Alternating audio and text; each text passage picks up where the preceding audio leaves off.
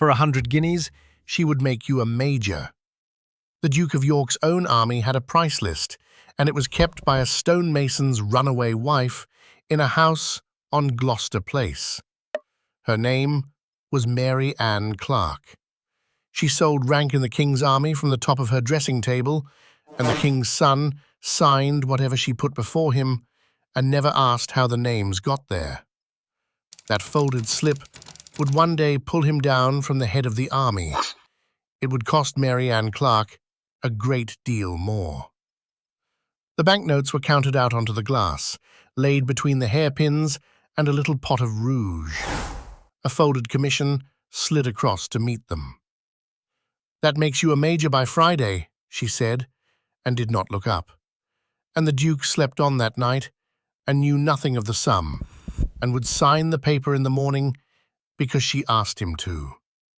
How did a stonemason's wife, selling promotions from her boudoir, come to topple the second son of the king, the man who commanded the whole British army?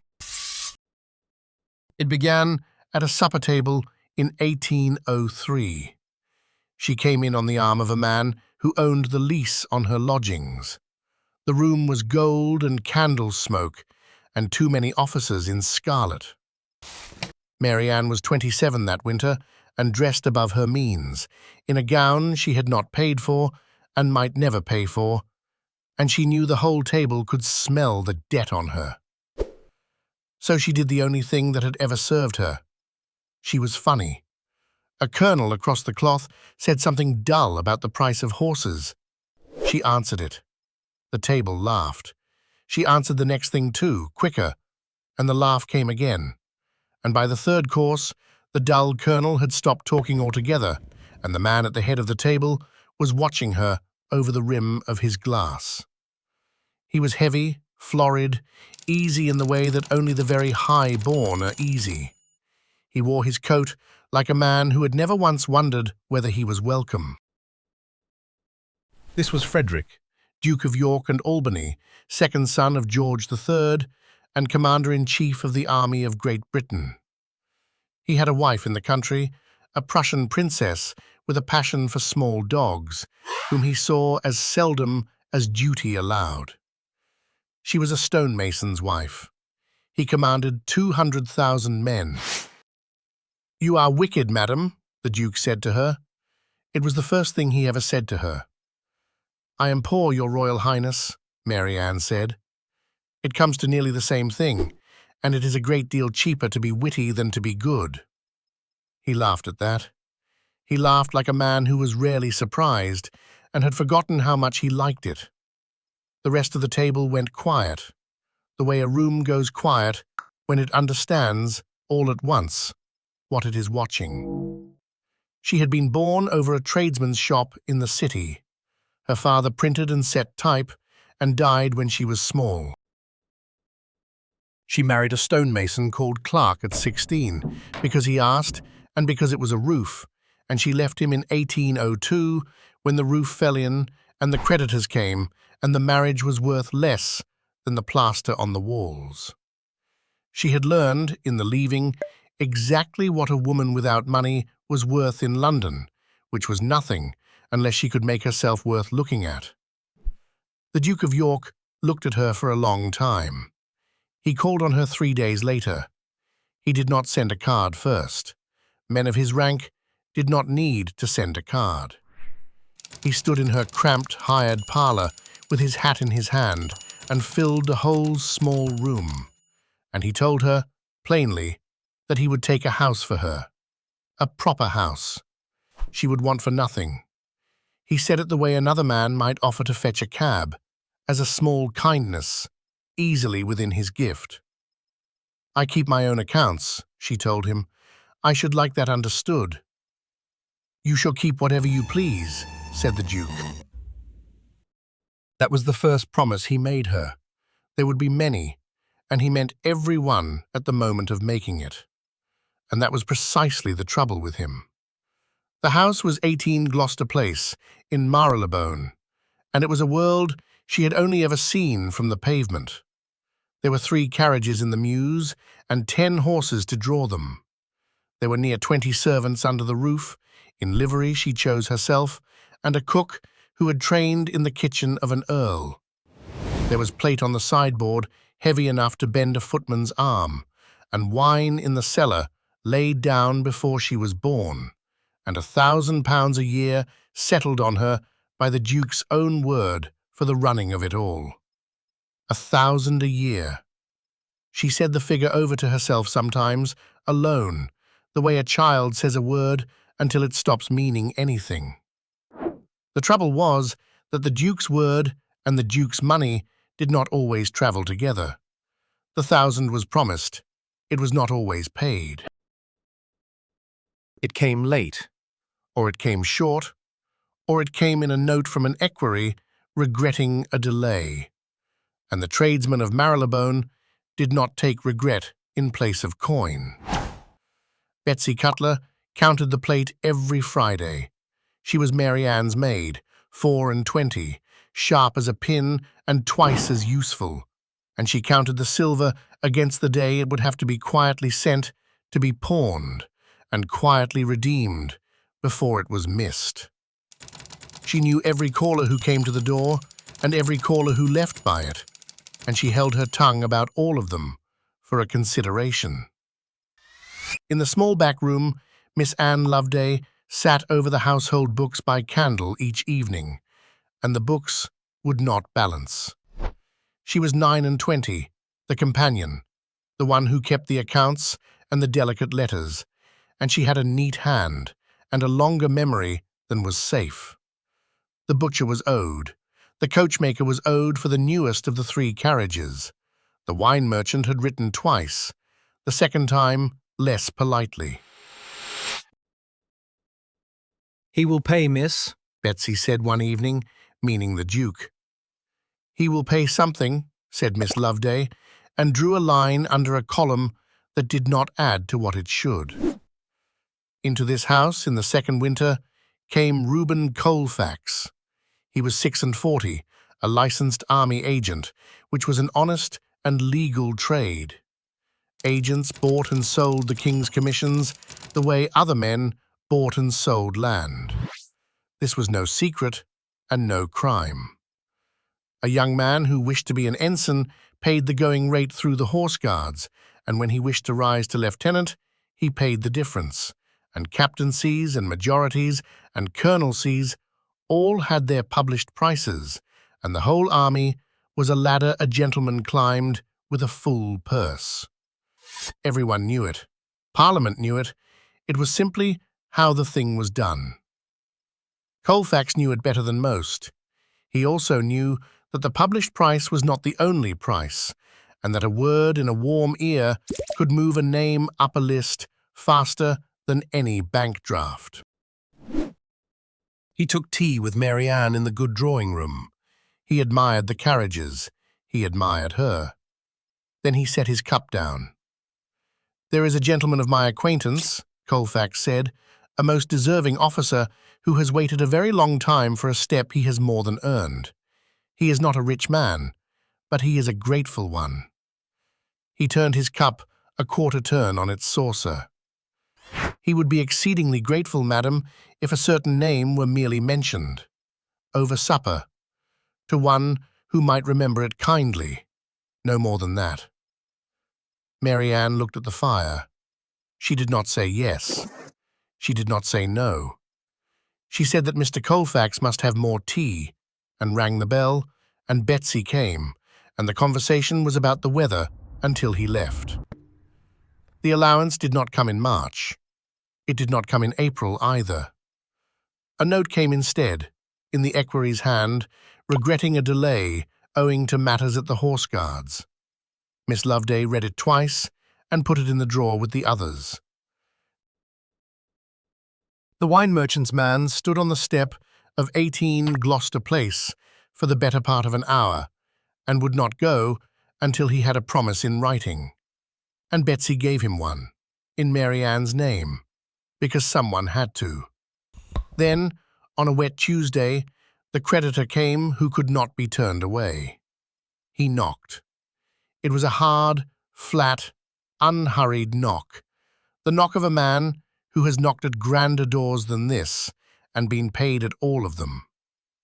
He was owed for the coach, the new one, the one with her cipher on the door, and he had a paper, and he would have his money or he would have the law.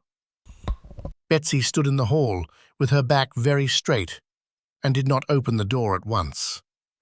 And Reuben Colfax was in the small parlour. He had come again. He had brought a friend.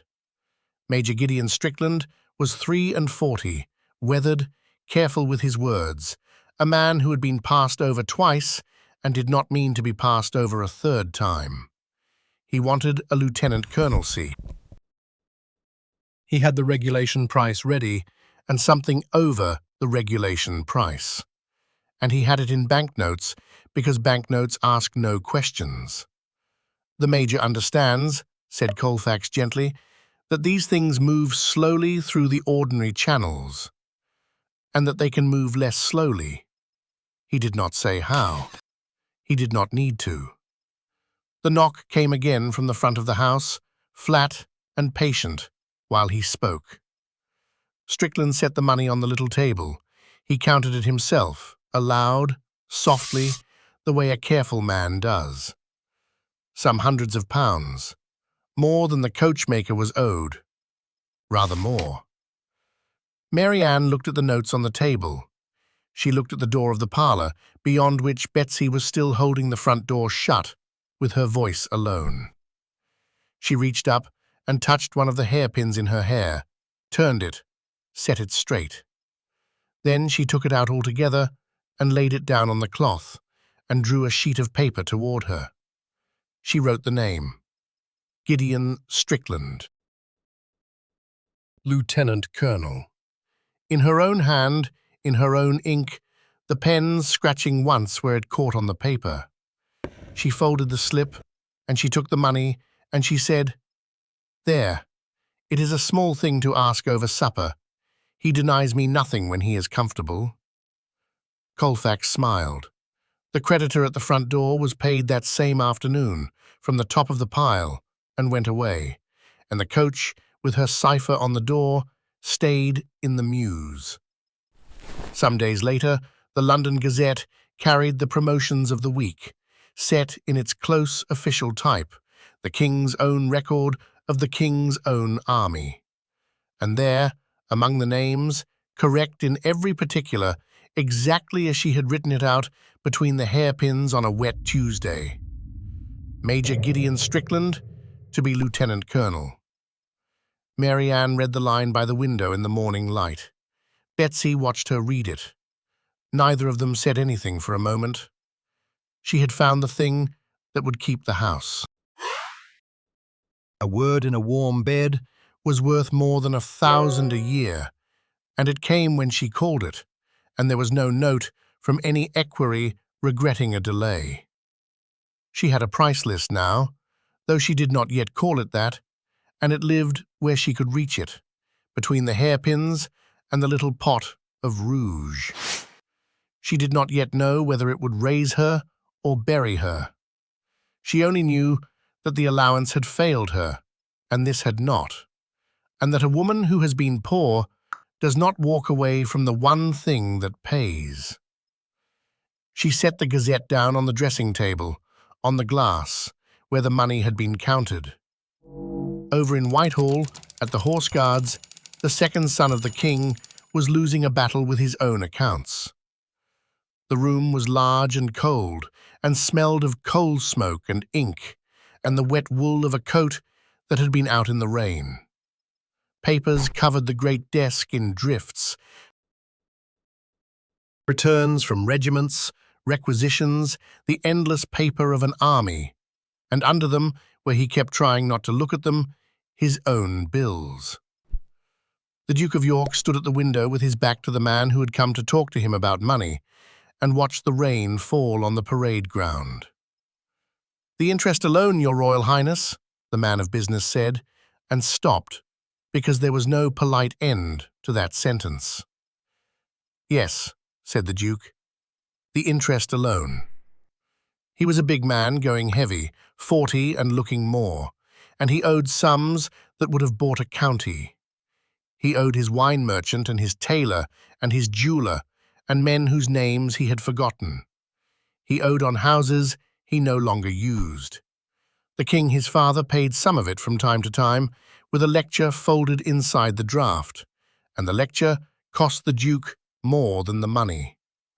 And yet the man at that desk was not the fool the ballad made him. That was the thing the taverns never troubled to learn.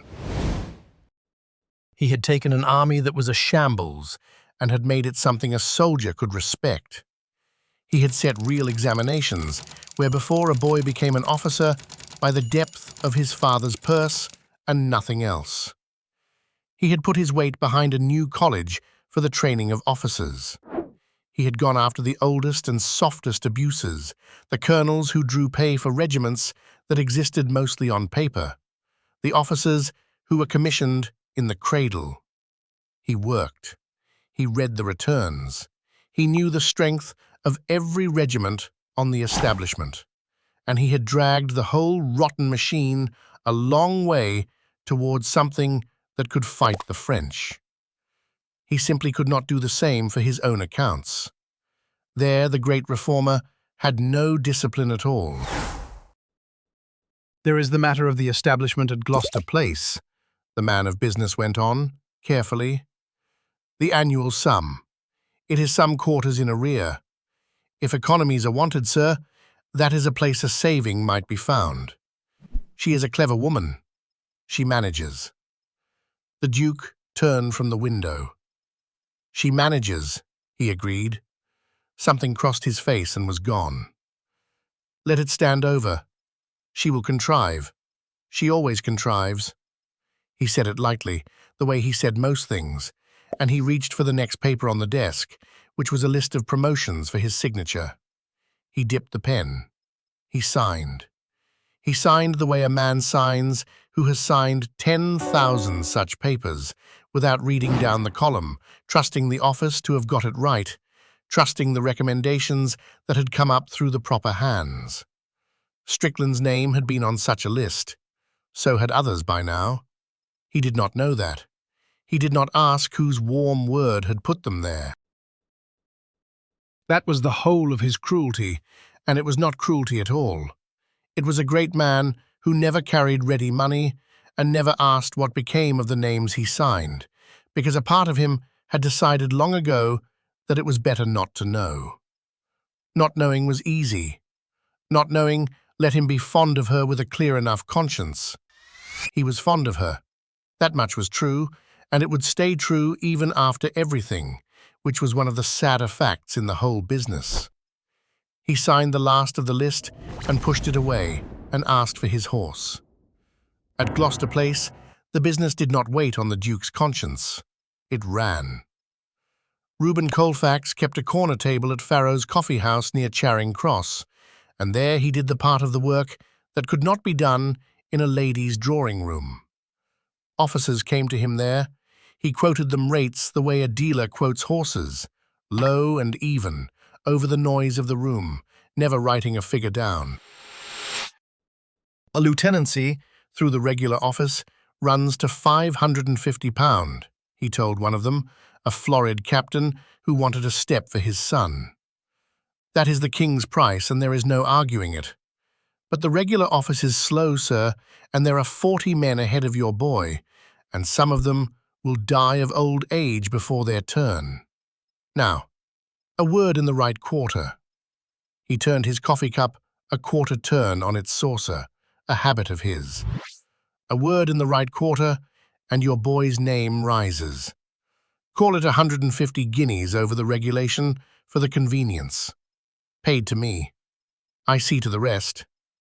The captain thought the boy was worth it. They mostly did. Back at the house, Betsy Cutler ran the door like a sergeant runs a gate. She knew which callers came for the Duke and which came for the other trade, and she kept them from meeting on the stair. She showed the officers up and the tradesmen down, and told the dun at the front step that Madam was not at home, in a voice that dared him to say he could hear Madam laughing in the room above. She held every name and every hour in her head, and let none of it out, for a wage and a little over the wage. Mary Ann held the centre of it, and she was very good. She was 30 now, and at the top of her powers. She kept 2 little daughters upstairs in good frocks, and a household of near 20 below, and she paid for all of it on other men's ambition. And she did not think of herself as anybody's victim, because she was not one. The whole army bought and sold itself in the open. She had merely found the shorter road, and she ran it with wit, and a good table, and a memory as long as Miss Loveday's account books.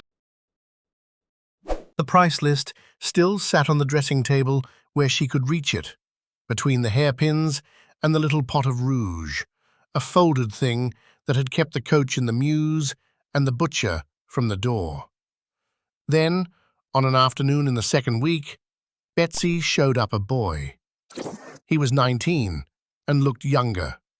Ensign Piers Renfield, of a country family that had no money and a great deal of name, the kind of family that had held 400 acres of thin ground since before anyone could remember, and had never once had £100 it did not need. He stood in the good drawing-room in a coat that had been brushed very carefully to hide how old it was, and he held his hat in both hands, and he could not stop looking at the plate on the sideboard. Mrs. Clarke, He said, and his voice went up and came down again. Mr. Colfax said, that is, I was given to understand you might. Sit down, Mr. Renfield, said Mary Ann kindly, because he plainly needed telling. You want a lieutenancy. More than anything in the world, ma'am. He wanted it the way only a very young man wants a thing. He talked, once he started, faster than he meant to. He had 2 younger brothers. There was nothing for him at home. The ground was let for next to nothing. The house was cold half the year. The army was the one road up, and a step to lieutenant was the beginning of it. And if he could only get his lieutenancy, he could send money home, and it would all have been worth it. And the money? She asked. The money, he said, and swallowed. His father had raised it, every pound. His father had gone to the attorney in the county town and mortgaged the farm, the whole of it, the land and the house and the 400 thin acres, to a man in Lincoln who would have it all if the interest was not met. For this, for his one step. He said the word mortgaged as though it were a thing he had bitten on and found sharp. He put the notes on the table. He had them wrapped in a clean handkerchief, and he unwrapped them and set them out. And it was the whole of a small family's whole world lying on the cloth beside a china cup. Mary Ann looked at the money. She was very still for a moment. Her hand went to the edge of the table and rested there, and one finger moved, slowly, along the wood, back and once forward, as if she were smoothing something only she could feel. The boy watched her hopefully and saw nothing but a lady thinking. He did not know he was watching anything at all. She knew what he did not. She knew there were 3 men ahead of him with more service and better claims. Older men, men with families of their own, who would sit where they were another 2 years, because this boy's father had mortgaged 400 acres, and they had nothing to put on any table. She knew the step was not earned, and would be his anyway, because the thing on her dressing table did not care what a man had earned. It cared what he could pay. Her finger stopped moving on the table's edge. "It is a great deal of money, Mr. Renfield," she said. "It is everything, ma'am," he said simply, not understanding that he had answered a different question than the one she asked. She drew the notes across the cloth. She did it without any change in her face, gathered them up neat, the way she gathered everything, and she told him it would be seen to, and that he must be patient, and that he must say nothing to anybody, which he swore he would not. She wrote nothing while he watched. She would write the name later. upstairs, in her own hand, on a slip that would go where the others went. The boy stood. He thanked her. He thanked her twice more at the door, and going down the stair, he thanked Betsy, who had opened nothing but a door, and been thanked for the world. He went out into the street with his old coat and his empty handkerchief, and his face lit up like a lamp, going to be a lieutenant, going to save the farm by the very act that had put it in a stranger's hands in Lincoln. Mary Ann stood at the window and watched him cross the road. Then she went upstairs and took the price list from between the hairpins and added him to it. The Duke came less that winter. There was no scene, no word of ending. There was simply a thinning. He came on a Thursday, and then it was a fortnight to the next Thursday, and then longer, and the excuses that arrived in the equerry's hand grew smoother and meant less. His own retrenchment was on him hard. The king was pressing. There was talk, low talk, of a newer face at the theatre, a singer, someone younger who had no household of 20 to keep and no long account book of names. Mary Ann read the thinning the way she read everything, quickly and without fooling herself. The money, which had come irregularly, now scarcely came at all. He called at last, on a grey afternoon, to make an end of it, though he was too much a coward and too much a gentleman to call it that. He stood in the drawing-room and did not sit. He looked at the carriages through the window, the 3 carriages he had never quite paid for, and he told her, in the gentle, useless way he told her everything, that matters could not go on quite as they had, that there must be economies, that of course she would be provided for, that of course the settlement stood, and he was a man of his word. You have always been a man of your word, Mary Ann said. It is the paying that comes hard to you. He had the grace to wince. He set something down on the table before he left, a small purse, far too little, the gesture of a man discharging a feeling rather than a debt. He did not meet her eye when he did it. He turned the little purse so its strings faced her, and left it, and took up his hat. "You will manage," he said from the door. "You always contrive." "So you have always told me," she said, and he was gone, and the door closed, and the small purse sat on the table where he had left it, worth a fraction of a single quarter of the 1,000 a year that had once been promised in that same room. Mary Ann did not pick it up at once. She let it sit. She was left with the wreck of it. The coachmaker unpaid, the wine merchant past patience, the lease on a house she could no longer hope to keep, and a stream of officers who had paid for words that could no longer be spoken into any warm ear, because the ear was gone. Colfax grew harder to find at Farrow's. Some of the money had already been passed on. Some of the promotions were promised and now could not be delivered, and the men who had paid for them were not the patient kind. But she was left with one thing more, and she did not think of it as wreckage at all. In a box at the bottom of the press, wrapped in a length of silk, were his letters. Years of them. He had written to her the way a careless, fond man writes, in his own hand, saying more than a prince of the blood should ever set on paper, calling her his darling and his angel, and worse, complaining of his brothers, complaining of the king, jesting about generals by name.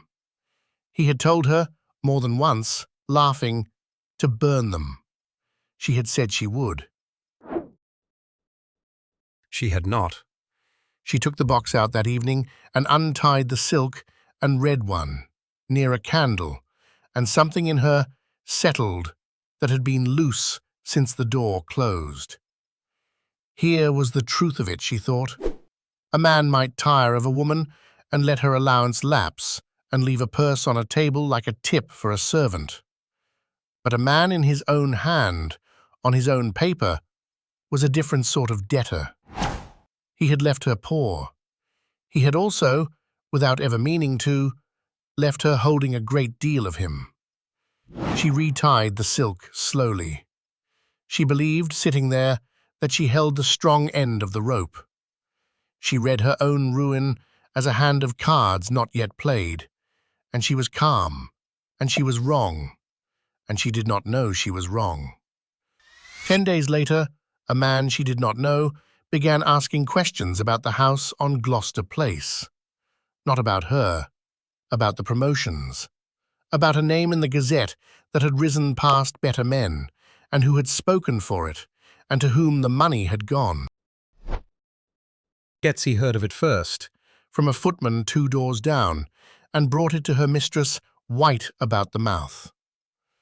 Mary Ann listened.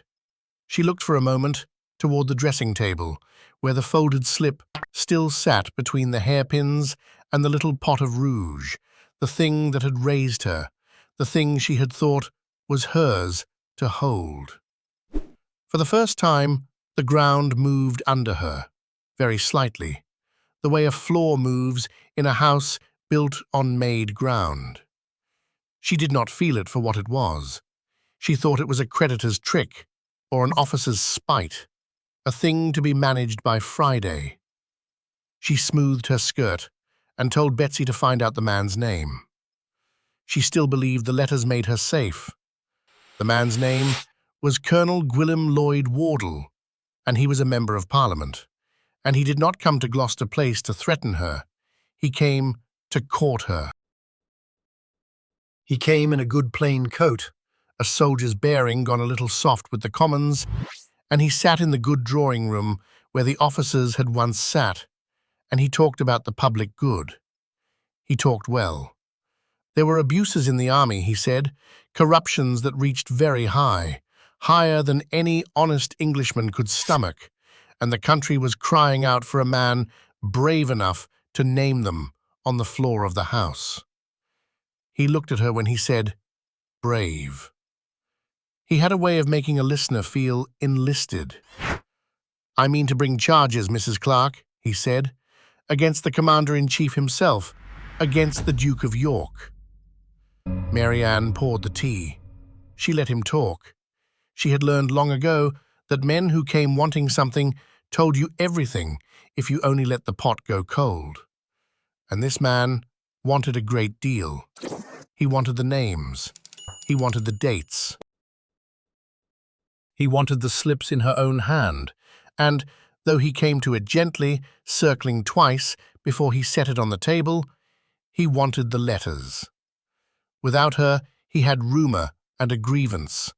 With her, he had a case against the second son of the king. You would stand in a hard wind, ma'am. I will not pretend otherwise, Wardle said. But you would not stand in it alone. You would be looked after. I give you my word on it. A woman who does the country this service will not be left to want. She had heard a man give her his word in that same room before. She knew exactly what the word of a well-meaning gentleman was worth when the weather turned. And still, she took the bargain, because the alternative was the coachmaker and the wine merchant, and the lease she could not pay. And because a part of her, the part that had counted banknotes between the hairpins, could not resist the size of the stage he was offering her. You shall have what you need, Colonel, she said. I keep good accounts. She believed she held the strong end of the rope. She believed it the way she had believed the letters kept her safe, which was completely, and without once turning the thought over, to look at its underside.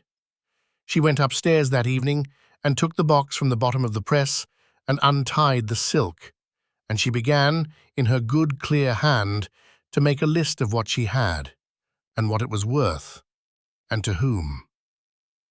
Wardle rose in the House of Commons at the end of January and named the Duke of York, and the thing left the drawing-rooms forever.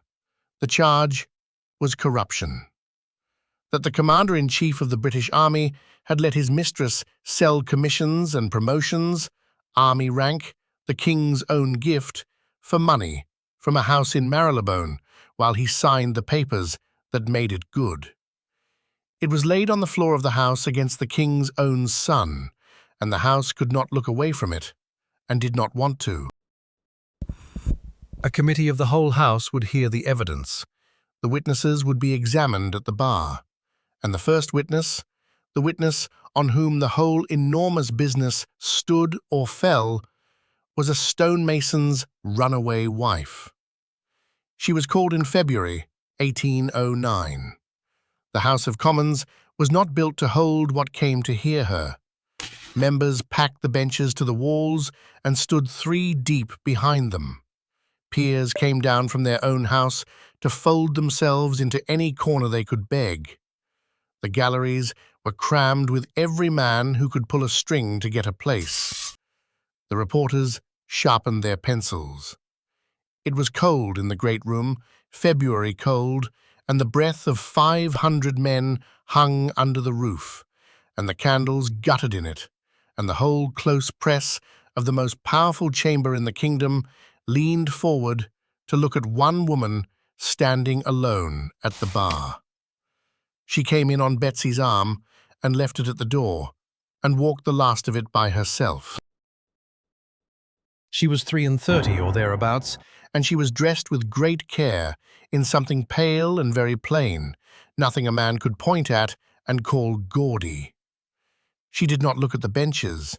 She looked at the man who would question her, and she waited, with her gloved hands folded, and the room understood within about a minute that it had come expecting the wrong play.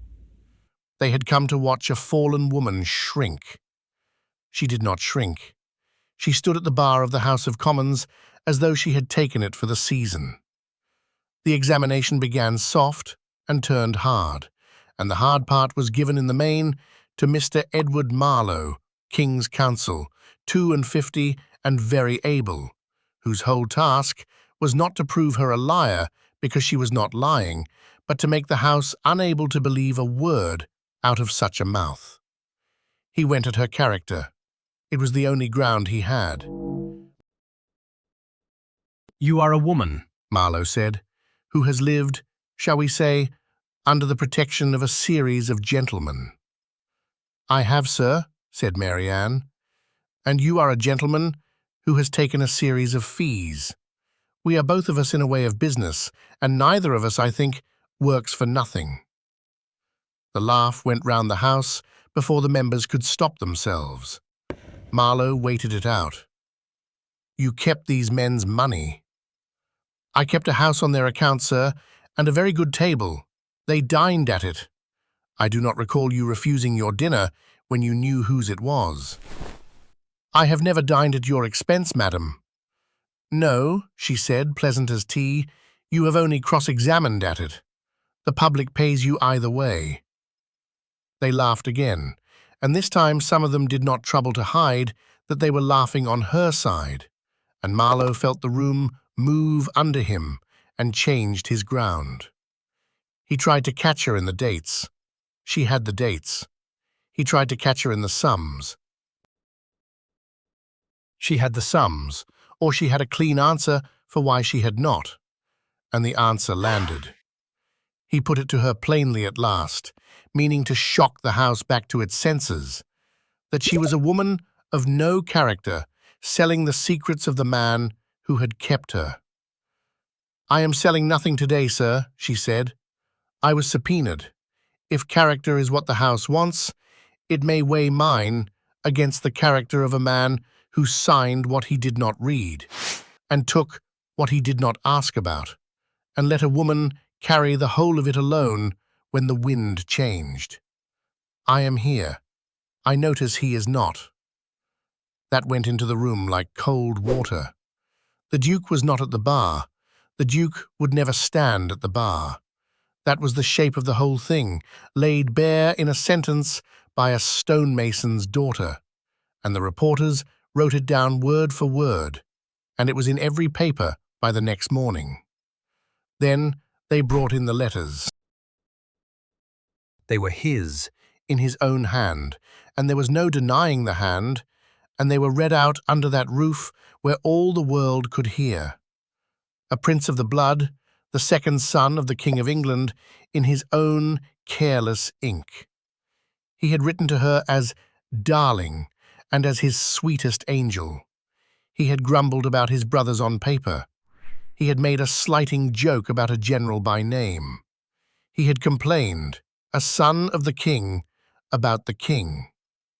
And a clerk of the house stood up in that cold, crowded chamber and read these things aloud in a flat, official voice, one after another, while 500 men sat in a silence you could have heard a pin drop through, and the Duke of York's private heart was turned out on the floor of the Commons like a drawer emptied onto a table. The things she had been told to burn, the things she had wrapped in silk and kept at the bottom of the press. They had come out of her dressing room And into the record of the nation, and every word of them told against him. And she stood at the bar and watched the most powerful men in England listen to the letters a careless man had written a woman he thought beneath him. Marlowe tried once more to turn it, to make the reading of the letters her crime rather than the Duke's shame. He asked whether she thought it honourable to keep a gentleman's private letters. She looked at him. "He told me to burn them, sir," she said. "I have been poor. When you have been poor, you learn not to burn the only thing in the house that anyone will ever want." The room did not laugh at that one. It went quiet in a different way. and that was the height of it. A courtesan's word standing against a prince's, and the great chamber tilting visibly toward the woman at the bar. The whole long climb of her life from the room over the shop had brought her to this, the single hour in which a stonemason's daughter held the second son of the king in the palm of one gloved hand, and the House of Commons leaned in to watch her close her fingers. She stepped back from the bar when they released her and took Betsy's arm again at the door, and did not smile until she was in the coach. London went mad for it. There was nothing else. The print shops of St. James's sold nothing but the affair. A man could not get down the street for the crowds at the windows. The caricaturists worked day and night. Gilray and the rest had her in every window. The Duke on his knees, the price of a commission, worked into every broad joke of the season. There was a rope of doggerel rhymes about the Duke and the height of his affections. The town split into her party and his, and wore its allegiance, and argued it in the coffee houses and the clubs and the print shop doorways. And every day the papers carried more of the evidence, and every day the crowds came back for more.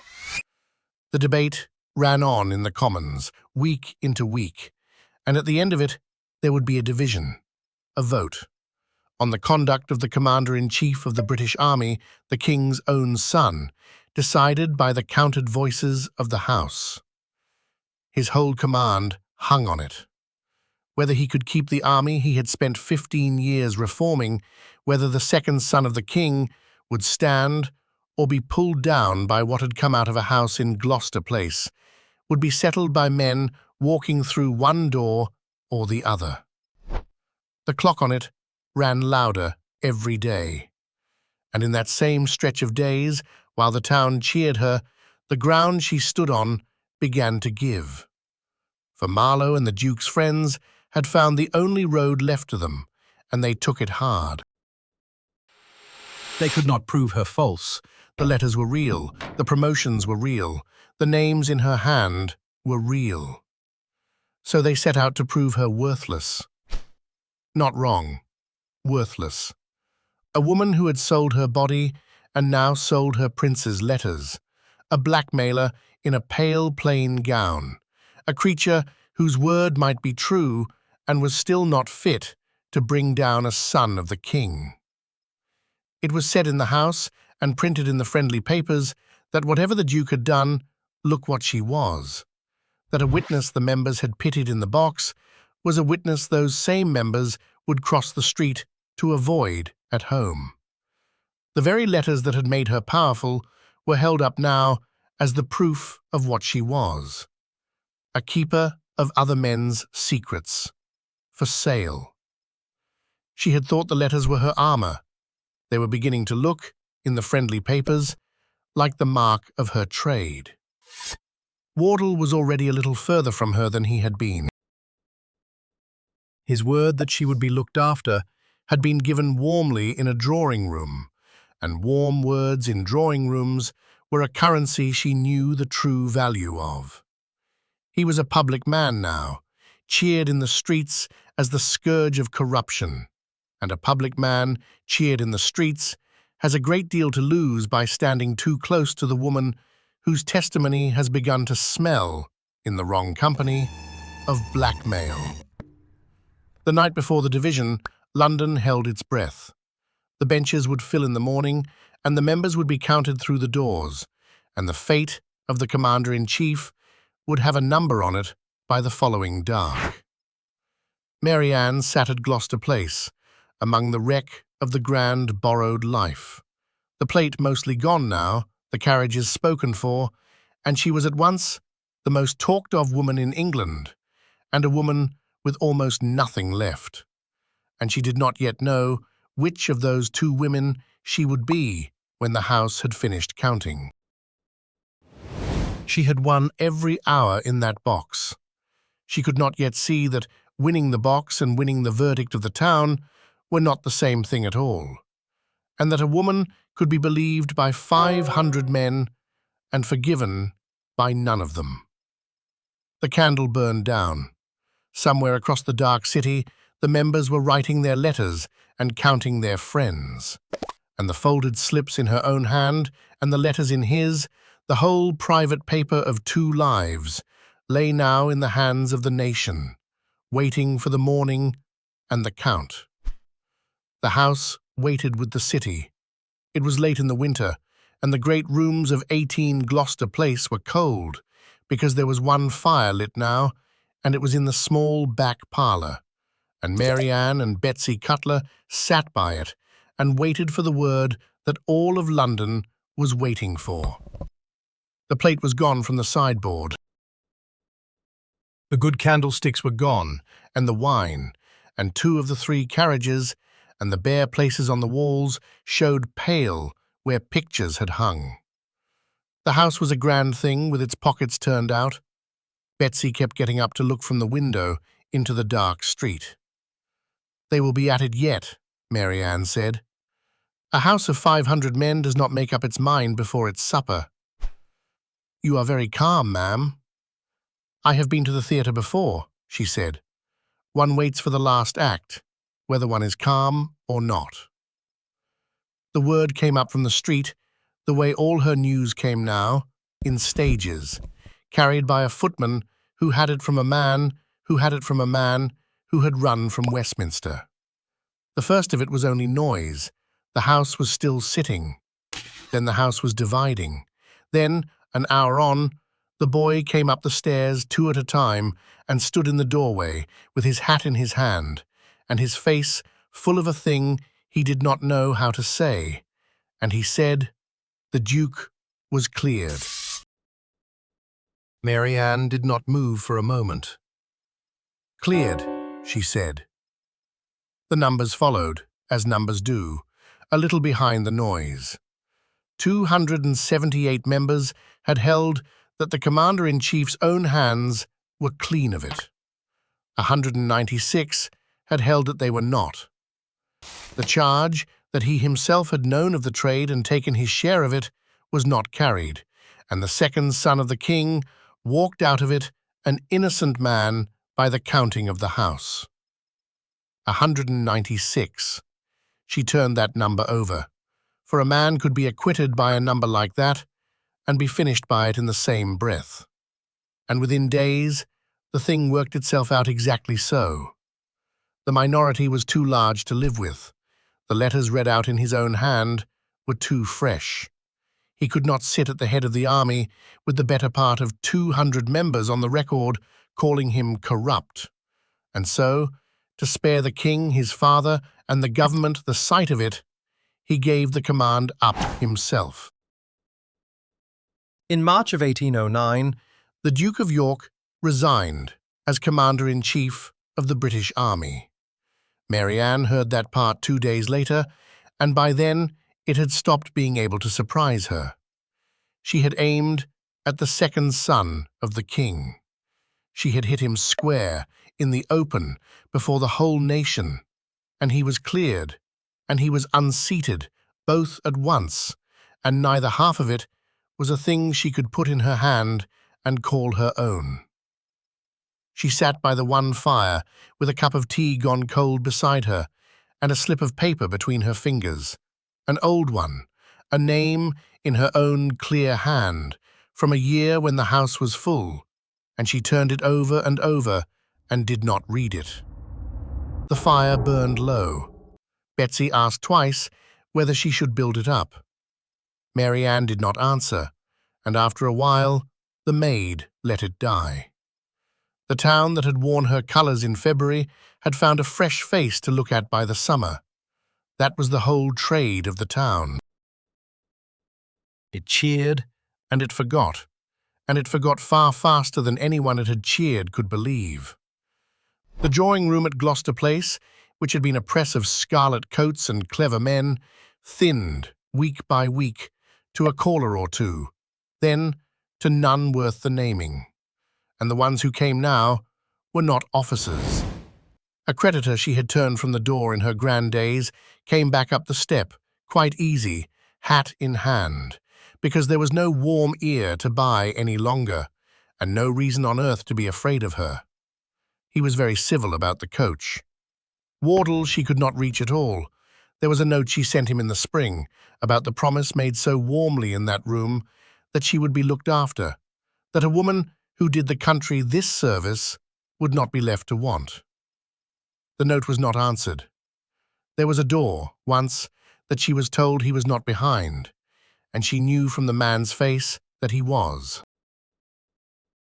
The scourge of corruption was cheered through the streets that season, chaired at public dinners, toasted as the honest soldier who had cleaned the stable. And he had no more use for the woman his honesty had been built upon than a builder has for the ladder once the wall is up. Then his own wall came down. Within the year, Wardle was himself dragged through the courts and the papers over money, his private dealings turning out to be no cleaner than the ones he had risen by denouncing. Cheered as the enemy of corruption in the spring, and a byword for it by the winter. The man who had promised to keep her could not, at the last, keep himself. So she sat down at the writing table with Miss Ann Loveday, who had kept the accounts that never balanced and now helped her keep an account of a different kind. She wrote her memoirs, the whole of it. The house on Gloucester Place, and the men who had climbed the army's ladder through her bedroom, the rates and the names, and the slips in her own hand, set down plain. Miss Loveday mended the pens and copied the fair sheets, and the two women worked at the story the way they had once worked at the butcher's bill, and Mary Ann let it be quietly known, in the right quarters, what letters she still held, and whose hand had signed them, and how many. This time, the men who had made her promises understood that she meant to be paid. The man they sent was courteous and cold, and did not give his principal a name. He sat where Colfax had once sat, and Wardle after him, and he did not admire the carriages because there were none left to admire. He named a sum for the letters. He named a pension to keep her quiet and keep her abroad, an annuity paid so long as she wrote nothing and said nothing and stayed out of England. He put it the way such men put things, as though he were doing her a kindness she had been too foolish to ask for. And she heard him out the way she had heard all of them out, and she took the terms. She had been poor. She knew the price of every silence in that house, including her own. And then the letters went. The bundle she had wrapped in a length of silk and carried through every removal, through every stripping of the house. The darling letters, the sweetest angel letters, the letters a prince of the blood had told her to burn, and she had not, were counted over and handed across and taken away, bought up, gathered in, and put where they would never be read again, into a great or a strong box that came in the end to the same thing. The printed sheets of her memoir went the same road, run off and bought up and pulped almost as fast as the press could throw them. If you have a taste for the people the history books hurried past in a single line, This channel goes looking for them, and there are a great many still to find. The night before she left England, she went through the emptied house one last time with a candle. Her elder daughter carried the light for part of it. They went up the grand stair with its worn runner and along the landing and stood a moment in the room that had been the good drawing-room, bare now, the boards echoing, a paler square on the wall where a glass had hung. The girl asked whether she was sorry to go. Mary Ann looked round the cold room where the second son of the king had once stood with his hat in his hand and promised her she should want for nothing. "No," she said, "I am only sorry it was ever worth so much." 2 years on, in 1811, with the season long over and the letters long ash, the Duke of York was quietly made commander-in-chief again. back at the head of the army, He had spent his life reforming, as though the whole affair had been one bad winter and nothing more to speak of. She had toppled a prince. The prince got up, brushed himself down, and went back to work. She did not go back to anything. She lived out her years across the Channel, in lodgings that grew smaller as such pensions do their quiet arithmetic, and she died at Boulogne in 1852, an old woman a long way from Marylebone. The London papers that had once sold nothing else gave her a line, if that.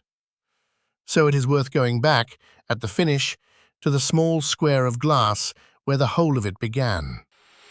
A dressing table in a bedroom in Marylebone, a pot of rouge, a scatter of hairpins, and folded in among them a slip of paper in a woman's clear hand, and beside it, once, 100 guineas counted out on the glass for the making of a major. The one strange season, that square of glass was where the price of the king's own army was set, in a house on Gloucester Place, by a stonemason's runaway wife. The world had every intention of forgetting the moment it had done laughing at her. She toppled the second son of the king for the plainest reason there is. The whole rotten ladder of that army ran, for a while, straight up through her bedroom, and when a careless great man told her to burn the one thing that could ever make him answer for it, a woman who had once had nothing knew exactly what it was worth to keep. That was her whole secret, and it is a cheap one, and it is true. The powerful write things down and tell the poor to burn them. Now and then, the poor keep the paper.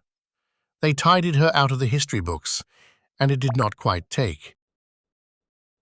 4 generations on, a great-great-granddaughter of the stonemason's wife sat down at her own writing table and became the novelist Daphne du Maurier. So the runaway from the room over the shop had the last quiet word in the family, after all. The letters are ash. The memoir was pulped.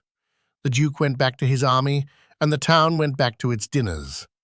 But somewhere there was once a dressing table, and on it a pot of rouge, and a few hairpins, and folded in among them a plain slip of paper that had made a poor man's son a lieutenant, and had come very near to unmaking a king's.